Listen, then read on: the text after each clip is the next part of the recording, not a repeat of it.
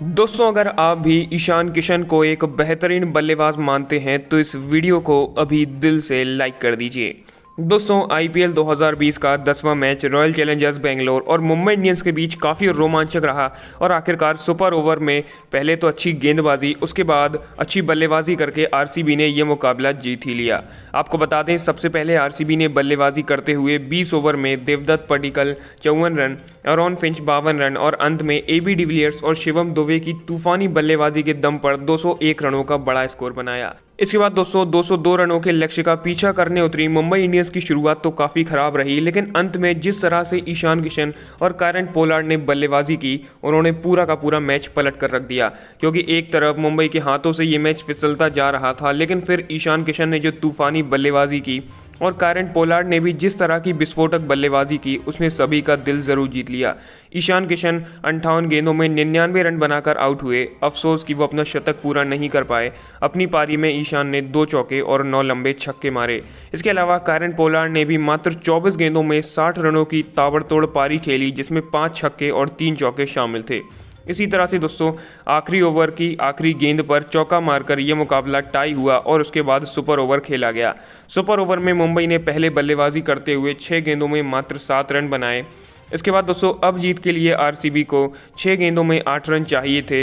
मुंबई की तरफ से गेंदबाजी करने आए जसप्रीत बुमराह और आरसीबी की तरफ से बल्लेबाजी करने आए एबी डिविलियर्स और विराट कोहली।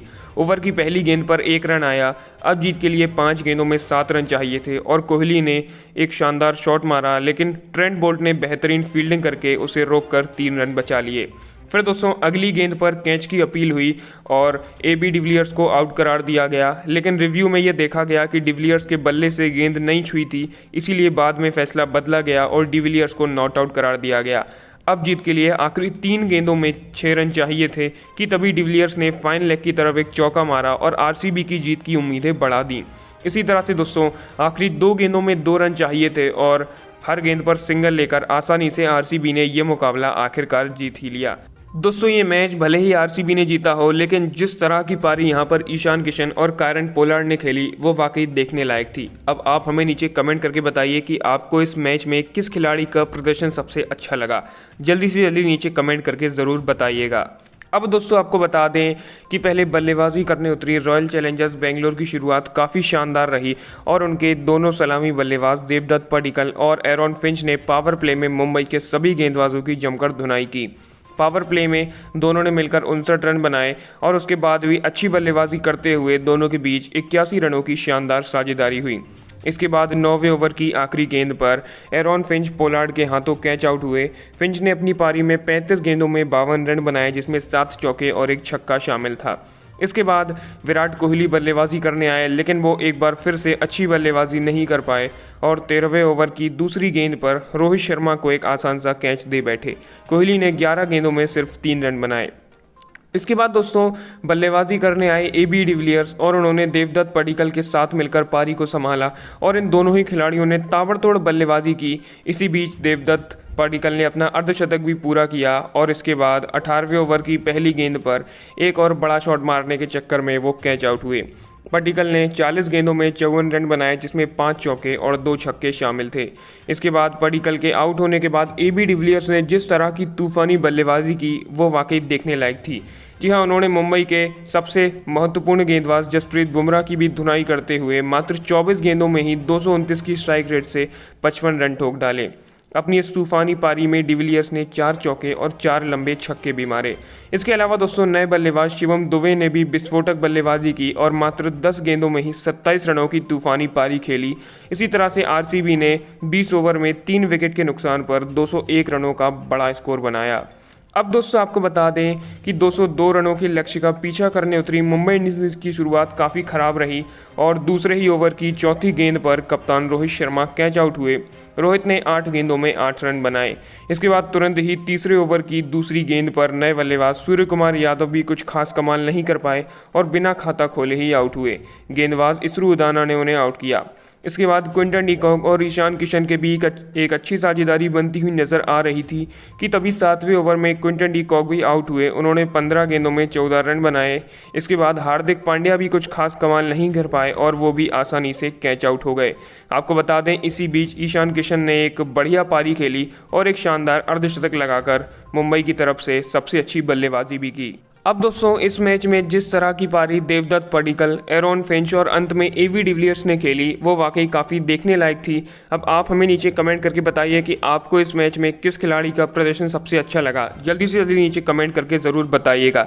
दोस्तों, किंग्स 11 पंजाब और राजस्थान रॉयल्स के बीच IPL 2020 का 9वां मुकाबला खेला गया और जिस तरह का ये मुकाबला रहा उसे देखकर सभी के रोंगटे खड़े हो गए। जी हाँ, आपको बता दें, टॉस जीता राजस्थान रॉयल्स ने और पहले गेंदबाजी करने का फैसला लिया। पहले बल्लेबाजी करते हुए किंग्स 11 पंजाब ने मयंक अग्रवाल के एक शानदार शतक और KL राहुल के अर्धशतक की बदौलत 20 ओवर में 223 रनों का बड़ा स्कोर बनाया।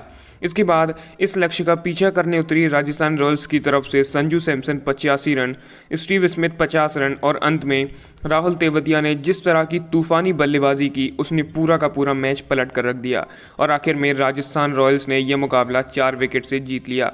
आपको बता दें, IPL की पूरे इतिहास में अब तक का ये सबसे सफल रन चेज रहा है, सबसे बड़ा रन चेज रहा है किसी भी टीम द्वारा। अब दोस्तों, आपको बता दें कि मैच खत्म होने के बाद प्रेजेंटेशन में तेवतिया ने एक ऐसा बयान दिया जिसने सभी को चौंका कर रख दिया।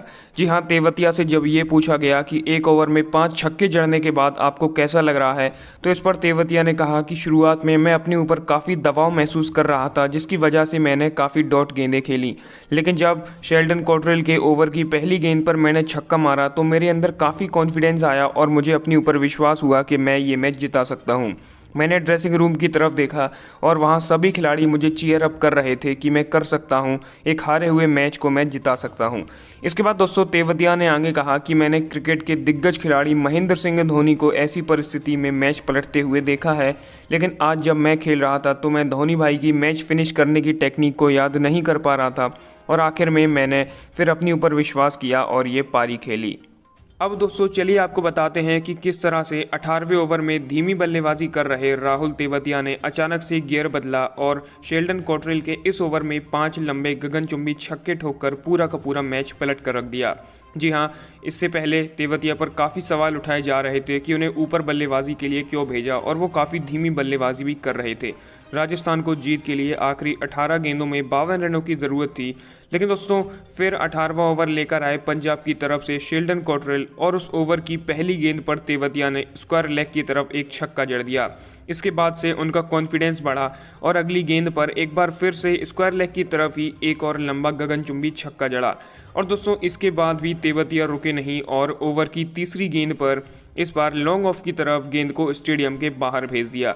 उनकी इस तरह की तूफानी बल्लेबाजी को देखकर हर कोई काफ़ी हैरान रह गया और इसके बाद अगली गेंद पर एक बार फिर से मिड विकेट की तरफ तेवतिया ने एक और छक्का मारा और सभी को अपनी विस्फोटक बल्लेबाजी से हिलाकर रख दिया। जी हाँ, आपको बता दें, इससे पहले शेल्डन कॉट्रेल जो कि